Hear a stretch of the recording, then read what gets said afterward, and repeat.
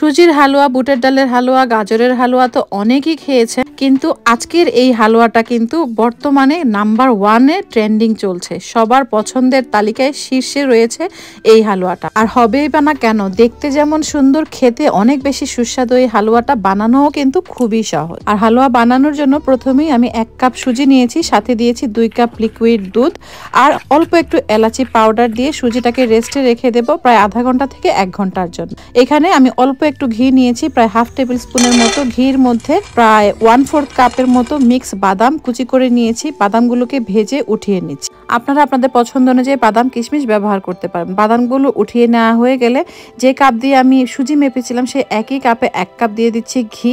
আমি এখানে পিওর ঘি ব্যবহার করছি। ঘি দিয়ে এই হালুয়াটা বেশি সুস্বাদু হয়। সমান সুজির পরিমাণে দিয়ে দিচ্ছি চিনি 1 কাপ। চিনি এবং ঘিটাকে এখন হালকা মিডিয়াম আঁচে কন্টিনিউ নাড়তে থাকবো। আর নাড়তে নাড়তেই দেখবেন চিনিটা গলে গিয়ে ক্যারামেল হয়ে যাচ্ছে। ক্যারামেলের সুন্দর একটা কালার চলে আসছে। আর এটা কিন্তু কনস্ট্যান্টলি নাড়তে হবে। আর খেয়াল রাখবেন চুলার আঁচটা কিন্তু খুব বেশি হাই করে দিবেন না, মিডিয়াম হাইয়ে রেখেই এইটাকে নাড়তে নাড়তে এরকম করে ক্যারামেলের কালার যখন চলে আসবে তখন আগে থেকেই যে আমরা দুধের মধ্যে সুজিটাকে ভিজিয়ে রেখেছিলাম সেই ভেজানো সুজিটা এই ক্যারামেলের সাথে মিশিয়ে দেব। একটু সাবধানে মেশাবেন যেন হাতে না লাগে, কারণ এই পর্যায়ে অনেক সময়ই ক্যারামেলটা ফুটে উঠে হাতে লেগে যেতে পারে। আমি একটু নেড়ে নিচ্ছি যেন সুজির মধ্যে কোনো লাম্প না থাকে। সবগুলো সুজি ক্যারামেলের মধ্যে মিশিয়ে দেওয়ার পর আমি একটা কাঠি দিয়ে এভাবে নাড়তে থাকবো। নেড়ে নেড়ে ক্যারামেলটা সুজির সাথে ভালোভাবে মিশিয়ে নেব। আর চুলার আঁচটা কিন্তু তখনও মিডিয়াম লো হিটেই থাকবে। মিডিয়াম লো হিটে রেখেই আমি এই পুরো হালুয়াটা রান্না করছি। আর এভাবে ধীরে ধীরে নাড়তে নাড়তেই দেখবেন পুরো ক্যারামেলের কালারটা সুজির সাথে ভালোভাবে মিশে গিয়েছে।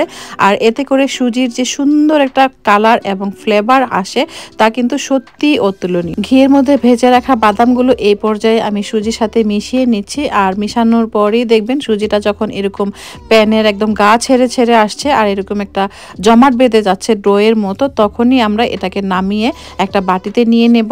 প্যানে রাখবেন না, কারণ প্যানটা কিন্তু গরম থাকে। অনেক সময় আমরা হালুয়ার চুলা বন্ধ করে প্যানেই রেখে দিই, এতে করে কিন্তু হালুয়াটার মধ্যে পুরো গন্ধ চলে আসতে পারে। তাই চুলাটা বন্ধ করেই সাথে সাথেই আমি বাটিতে ট্রান্সফার করে নিচ্ছি। ব্যাস তৈরি হয়ে গেল আমাদের খুবই কম সময়ে দেখতে অনেক বেশি সুন্দর আর স্বাদে অতুলনীয় স্বাদের সুজির মাখান্দি হালুয়া। এখন শুধু শুধু এই হালুয়াটাও খেতে পারবেন, আবার রুটি পরোটা কিংবা লুচির সাথে পরিবেশন করতে পারলে তো একদম সোনাই সোহাগা হয়ে যাবে। খুবই কম সময়ে যেহেতু এটা তৈরি করা যায়, তাই যে কোনো সময় চাইলেই কিন্তু আপনারা অনেক বেশি সুস্বাদু এই হালুয়াটা তৈরি করে নিতে পারবেন। সামনে যেহেতু শবে বরাত আসছে, তখনও বিভিন্ন ধরনের হালুয়া আমরা তৈরি করি। সেই হালুয়ার লিস্টে অবশ্যই বলবো এই হালুয়াটাও রাখবেন, কারণ এটা কিন্তু যে কারো মন জয় করে নিবে খুব সহজেই। কেমন লেগেছে আজকের এই সুজির মাখান্দি হালুয়ার রেসিপি অবশ্যই লাইক কমেন্ট করে জানাবেন। ভালো লাগলে শেয়ার করবেন। ভালো থাকবেন সবাই। আল্লাহ হাফেজ।